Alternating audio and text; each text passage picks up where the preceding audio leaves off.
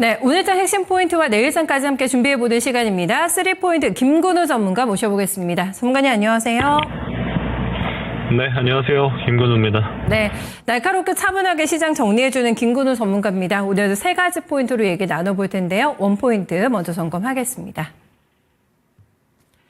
네, 중동의 지정학적인 리스크 어떻게 볼 것인가. 글쎄요, 중동발 증시 충격이 주말 지나고 나니까 다시 조정의 빌미 찾기 정도였나? 네, 싶은 생각도 조금 듭니다. 지나가는 돌발 악재 정도로 보면 될까요? 전문가님 시각 어떠세요?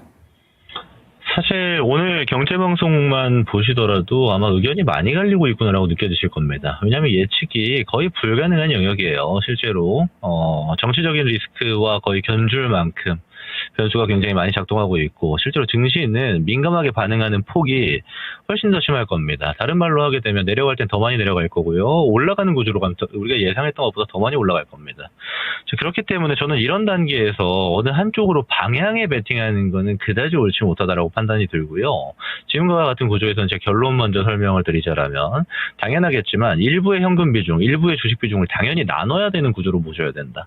그러니까 그러니까 지난주 금요일날 노이즈가 되기 이전처럼 모든 비중을 수익 극대화해서 가져가는 시기로 판단하는 거는 좀 오산이 될 가능성이 높고, 실제로 시장은 변화무쌍합니다. 오늘만 보더라도 장 초반부 보면은 차익이 세게 나왔다가 또 장 후반부까지 말아 올리는 모습이 굉장히 또렷하게 보여지고 있고, 또 하나는 지난주 금요일을 기준으로 보면 미국장이나 유럽장이 조정으로 마무리됐음에도 불구하고 아시아 증시에서 펼쳐지고 있는 미국장 선물지수 같은 경우는 오히려 반등이 좀 나와주고 있는 모습이고, 이를 토대로 해서 니케이나 우리 시장은 잘 또 올라가는 구조를 보여주고 있는 거기 때문에 저는 지켜보아야 할 거리들이 많다라고 좀 판단이 듭니다.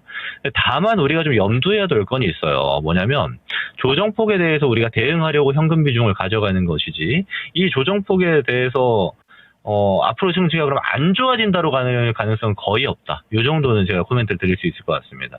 왜 어떻게 봐야 되냐면, 지금 이스라엘 이란 현재 사태 같은 경우는 우크라이나 러시아 전쟁처럼 장기화될 가능성이 있냐면 그럴 가능성은 거의 없어요. 여러 가지 요소가 있겠지만 대표적인 걸 좀 말씀드리자면, 전면전 얘기도 있지만 전면전 가능성은 거의 없습니다. 일단 물리적으로 거리가 너무 멀어요.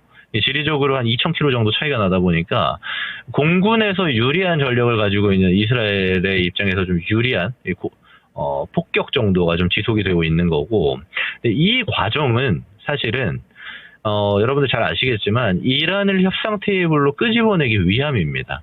그동안 우라늄 규제 같은 것들에 대해서 이란은 회피하는 모습을 보여줘왔고, 협상에 대해서, 합의에 대해서도 회피하는 모습을 보여줘왔습니다.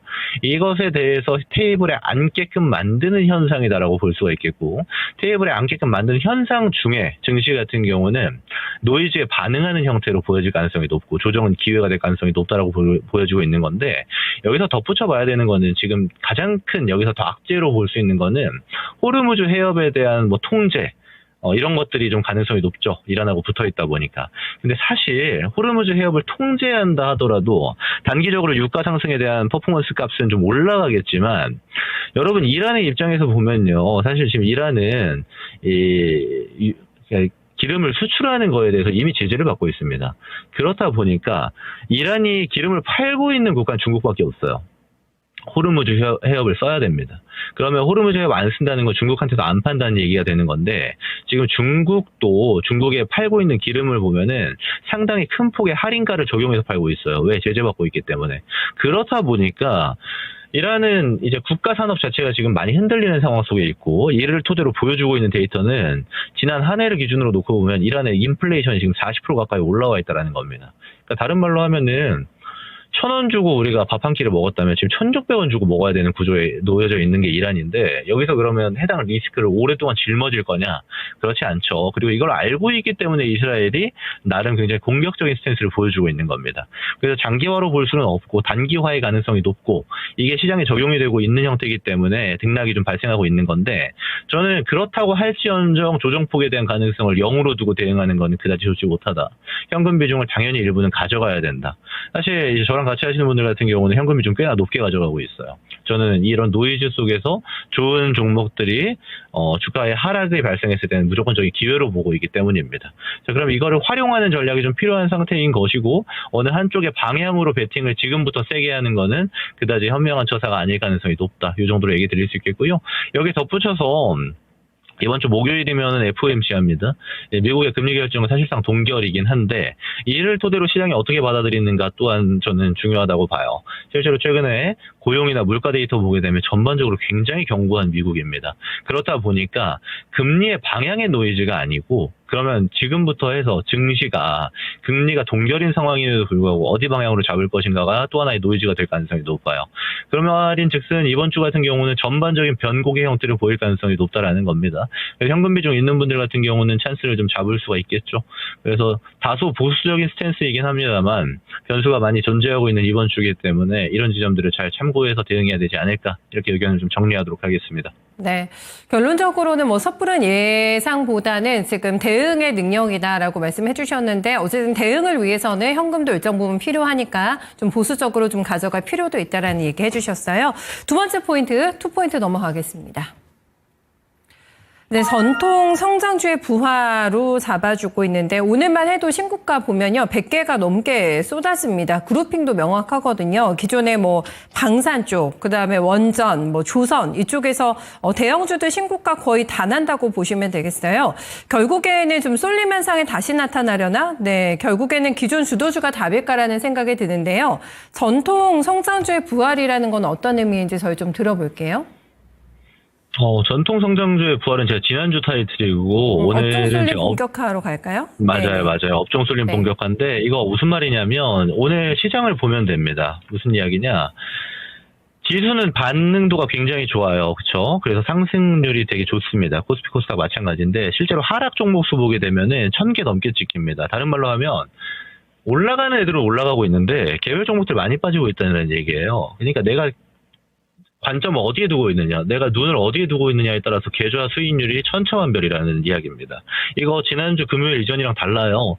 지난주 금요일 이전에는 상승 종목 수가 거의 1500개, 1600개, 1700개 찍히면서 대부분의 종목들이 상승 기조를 유지했다라면 오늘 같은 경우는 반반입니다. 근데 올라가는 애들이 시총이 크기 때문에 다 올라가는 것처럼 보여지고 오히려 없는 분들 같은 경우는 포모가 좀 세게 오는 형태거든요. 그 구조를 잘 이해하시는 게 좀 필요한 형태인데 이거 다른 말로 하면 뭐냐면 제가 밥 먹듯이 잔소리처럼 하는 이야기가 있어요. 여러분들 이런 거죠.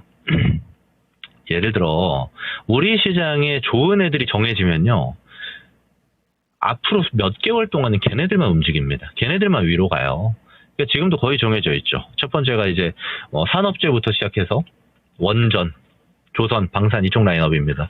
대표적으로 하나시스템 같은 애들이 오늘 이렇게 막 쏘고 있는 구조고 덧붙여서 두산 에너빌리티 같은 종목들 같이 막 위로 쏘고 있는 구조인데 이거 다른 말로 하면요 지금까지랑 똑같은 거예요. 이거 업종은 쉽게 바뀌지 않을 겁니다. 그러니까 지금 좋은 애들이 다음 주에도 좋을 가능성이 높고 그 다음 주에도 좋을 가능성이 높아요. 그래서 대부분의 눈을 어떻게 두셔야 되냐면 지금 A라는 애들 많이 갔으니까 B 봐야겠네, B 많이 갔으니까 C 봐야겠네가 아니고 A가 언제 조정 나오지로 가야 돼요. 왜냐면 다음 차시도 A가 움직일 거기 때문에. 지금은 사실 이전 값도 비슷하겠지만 산업재, 소비재, 금융, 지주, 반도체 바이오처럼 제가 거의 이 안에서만 코멘트를 드리고 있잖아요. 여기서 떠나시면 안 됩니다. 얘네들 끝났으니까 뭐 게임주 가야지, 얘네 끝났으니까 화학 가야지, 얘네 끝났으니까 2차전지 가야지, 이런 방식의 구조로는 지금 시장에 돈 벌기는 쉽지 않을 거다. 지수 랠리가 나왔지만 소외되는 종목들은 계속 소외가 되잖아요. 앞으로도 마찬가지의 구조를 띌 것이기 때문에 이 업종 쏠림이 본격화가 된다는 소리는 흔히 말해 지수가 올라가니까 전반적인 반등이 나왔던 업종들, 소외되어 있었지만 지수 단위로 해서 매수세가 같이 붙었던 애들 같은 경우는 제자리로 돌아갈 가능성도 염두에 둬야 되는 것이고, 또 하나는 좋은 애들 같은 경우는 더 좋아질 가능성이 높아지고 있다는 겁니다. 물론 가격적으로 지금 하나 시스템 고가에서 따라 들어가라는 이야기는 전혀 아니에요. 조정폭을 당연히 좀 기다려야 되는 거고 그 조정폭이 길어질 가능성은 그다지 높지 않다는 겁니다. 그래서 첫 번째 주제랑 일맥상통하죠. 지금 현금 보유자 분들 같은 경우는 이쪽 라인업, 산업재 라인업도 당연히 기다려야 되는 거고, 그리고 오늘은 그다지 강하지 않지만 소비재 쪽 있죠. APR부터. 네. 물론 뭐 얘네도 신고가 영역에 있습니다. 근데 오늘 장중으로 보게 되면요, 이제 쭉 올라가다가 이런 조정폭이 발생했다라는 거거든요. 물론 좀 또 지지부진하다가 다시 또 조정 가격권을 줄 수 있어요. 그러면 결국에는 이런 소비재 쪽도 이런 화장품, 피부미용, 엔터 같이 관심 있게 둬야 되는 건 거의 정해져 있다라고 얘기 드릴 수가 있는 겁니다. 대표적인 예시로 금융주나 지주사들 보면요, 쉬다가 오늘 다시 올라갑니다. 키움증권 한번 볼게요.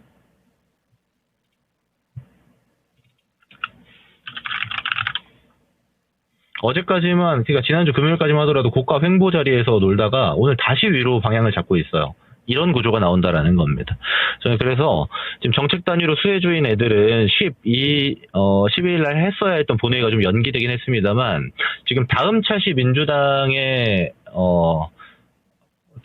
이제 당대표, 그리고 지금은 공석이죠. 정해지게 되면은 우선적으로 추진할 정책으로 상법 개정 얘기하고 있거든요. 이쪽 레벨은 계속 신고가 레벨 유지할 가능성이 높다. 지주사 금융도 마찬가지로 보고요. 다만 이제 가격 메리트로 보게 되면은 이제 바이오는 많이 올라왔어요. 대표적으로 이제 알테오젠이나 제가 몇 주째 얘기 드리고 있는데 저가 레벨이 아닙니다. 이제 다시 신고가 트라이를 하러 가고 있는데 바이오 신고가 트라이 또 나올 겁니다.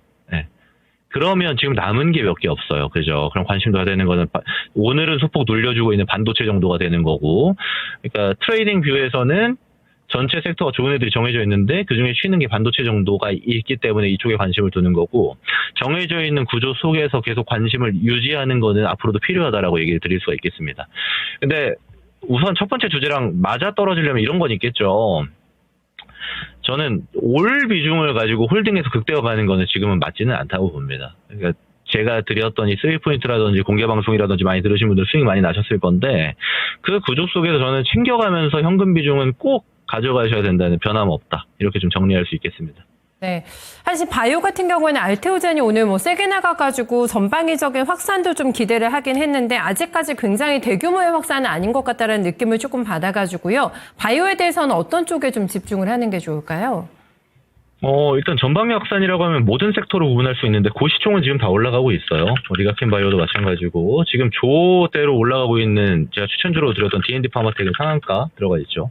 그러니까 올라가고 있는데 다른 애들은 신고가의 영역이고 바이오는 신고가를 찍고 조정받은 다음 올라가는 구조다 보니까 눈에 띄지 않을 뿐입니다. 굉장히 많은 상승이 이루어지고 있어요.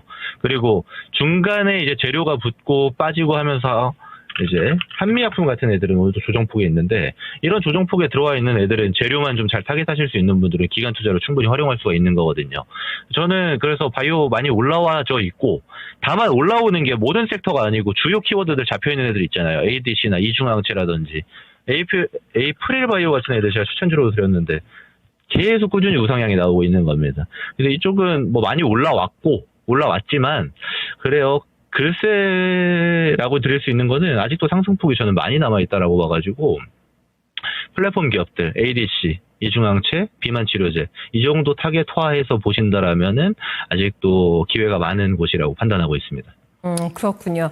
쏠림은 계속 간다라는 관점이기 때문에 휘날레를 쉽게 예단하지 말고 일단 추세를 잡고 가는 종목들은 계속해서 극대화 전략 필요할 것 같고요. 그럼에도 불구하고 계속 강조해 주신 거는 시장 환경 때문에 어느 정도 현금 확보는 하고 그렇게 전략을 유지하자 얘기해 주셨어요.